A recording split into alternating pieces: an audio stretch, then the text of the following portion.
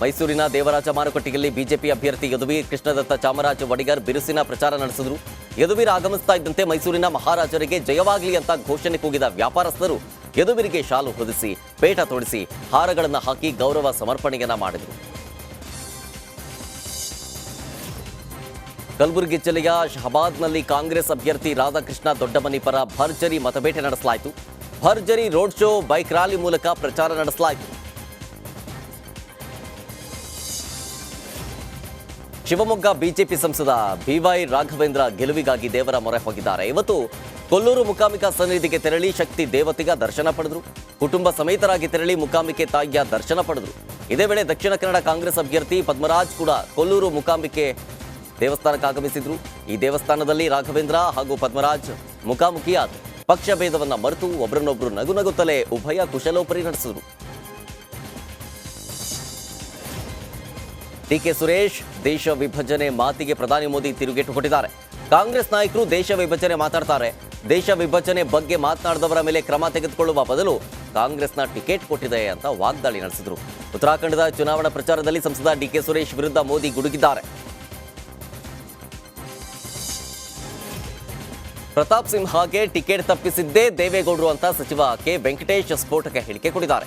ಮೈಸೂರಲ್ಲಿ ಮಾತನಾಡಿದ ಅವರು, ಮೊದಲು ಯದುವೀರ್ ಒಡೆಯರ್ ಹೆಸರು ಇರಲಿಲ್ಲ, ಆದರೆ ದೇವೇಗೌಡ್ರೆ ಯದುವೀರ್ ಅವರನ್ನ ನಿಲ್ಲಿಸಿರೋದು. ಮಂಡ್ಯ ಹಾಸನಕ್ಕೆ ಅನುಕೂಲ ಅಂತ ಹೇಳಿ ದೇವೇಗೌಡರು ಅವರ ಸ್ವಾರ್ಥಕ್ಕಾಗಿ ಒಡೆಯರನ್ನ ನಿಲ್ಲಿಸಿದ್ದಾರೆ ಅಂತ ಹೇಳಿದ್ದಾರೆ.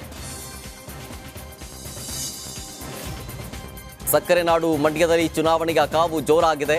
ಈ ಬಾರಿ ಮಂಡ್ಯದಿಂದ ಸ್ಪರ್ಧಿಸ್ತಾ ಇರೋ ಮಾಜಿ CM H D Kumaraswamy Mandya ಸ್ಪರ್ಧೆ ದೇವರ ಇಚ್ಛೆ ಅಂತ ಹೇಳಿಕೆಯನ್ನು ಕೊಟ್ಟು ಅವರ ಈ ಹೇಳಿಕೆಗೆ ಸಿಎಂ ಸಿದ್ದರಾಮಯ್ಯ ವ್ಯಂಗ್ಯವಾಡಿದ್ದಾರೆ. ಮೈಸೂರಲ್ಲಿ ಮಾತನಾಡಿದ ಅವರು, ಮಗನನ್ನ ಚುನಾವಣೆಗೆ ನಿಲ್ಲಿಸುವಾಗ ಯಾರಿಚ್ಛೆ ಇತ್ತು, ಈಗ ದೇವರು ಅಂತಂದ್ರೆ ಆಗ ಯಾರಿದ್ರು, ಸಿಎಂ ಆಗಿದ್ದಾಗಲೇ ಅವರ ಮಗ ಅಲ್ಲಿ ಸೋತಿದ್ದಾನೆ ಅಂತ ಮೈಸೂರಲ್ಲಿ ಸಿಎಂ ಸಿದ್ದರಾಮಯ್ಯನವರು ಕುಮಾರಸ್ವಾಮಿ ಅವರನ್ನ ಟೀಕಿಸಿದ್ರು. ಪಕ್ಷದಲ್ಲಿ ಇದ್ಕೊಂಡು ಅವನೇ ಇದ್ಕೊಂಡ್ರೆ ಗೆದ್ಬಿಡ್ತಾರ? ಮೈಸೂರಿನಲ್ಲಿ ಯಾರಿಗೆ ಹಾಕಿದ್ರಂತೆ ಓಟ ಅವರು JDS ಅಲ್ಲಿ ಯಾರಿಗೆ ಚೂರಿ ಹಾಕಿದ್ರು? ಬಟ್ ಅವ್ರು ಓಪನ್ ಒಪ್ಕೋತಾ ಇದ್ದಾರೆ ಬಿಡಿ, ನಾವೇ ಸಪೋರ್ಟ್ ಮಾಡಿದ್ವಿ ಅಂತ ಒಪ್ಕೋತಾ ಇದ್ದಾರೆ. ಯಾರು? ನಾವು ಬಿಜೆಪಿ. ಮತ್ತೆ ಅವ್ರು ಚೂರಿ ಹಾಕಿದಕ್ಕೆ ಅಂದ್ರೆ ನಾವು ಸಪೋರ್ಟ್ ಮಾಡಿದ್ರು ಅಂತ ಇಟ್ಕೊಳ್ಳೋಣ. ಅಜ್ಯೂಮಿಂಗ್ ಪದ್ಯಾರಿಗೆ ಮಾಡಿದ್ರೆ ಅದು ಇಲ್ಲಿ ಒಪ್ಕೊಳ್ಳೋದು, ಅಲ್ಲಿ ಚುನಾವಣೆ ಬಗ್ಗೆ ನನಗೆ ಯಾವ ಆತಂಕವೂ ಇಲ್ಲ ಅಂತ ಮೈಸೂರಲ್ಲಿ ಸಿಎಂ ಸಿದ್ದರಾಮಯ್ಯನವರು ರಿಯಾಕ್ಷನ್ ಕೊಟ್ಟಿದ್ದಾರೆ. ಮುಂದಿನ ಚುನಾವಣೆಗೆ ನಾನು ಸ್ಪರ್ಧೆ ಮಾಡಲ್ಲ ಅಂತ ತೀರ್ಮಾನಿಸಿದ್ದೀನಿ. ಜನ ಪ್ರೀತಿಯಿಂದ ಮತ್ತೆ ಸ್ಪರ್ಧೆ ಮಾಡಿ ಅಂತ ಕೇಳಿದ್ರು. ಆದರೆ ನಾನು ನಿವೃತ್ತಿಗೆ ತೀರ್ಮಾನಿಸಿದ್ದೀನಿ. ಮುಂದಿನ 4 ವರ್ಷಕ್ಕೆ ನನಗೆ 82 ವರ್ಷ ವಯಸ್ಸಾಗ್ಬಿಡುತ್ತೆ. 83 ವರ್ಷ ಆದಮೇಲೆ ಇಷ್ಟೊಂದು ಉತ್ಸಾಹದಲ್ಲಿ ಕೆಲಸ ಮಾಡೋದಕ್ಕಾಗಲ್ಲ ಅನ್ನೋದು ಗೊತ್ತಿದೆ.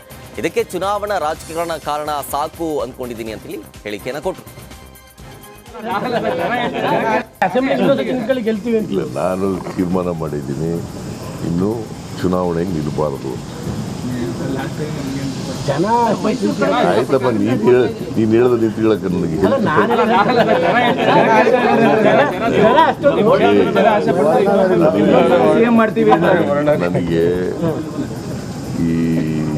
ಈಗ 77 ವರ್ಷ, ಇನ್ನೂ 4 ವರ್ಷ ಟೈಮ್ ಇದೆ. 4 ವರ್ಷ ಟೈಮ್ ಅಂತಂದರೆ 81, 82 ಆಗ್ಬಿಡ್ತದೆ. ಮತ್ತೆ ಆರೋಗ್ಯನೂ ಇರೋದಿಲ್ಲ, ಮತ್ತೆ ಹರ್ಷದಿಂದ ಕೆಲಸ ಮಾಡೋಕ್ಕಾಗಲ್ಲ.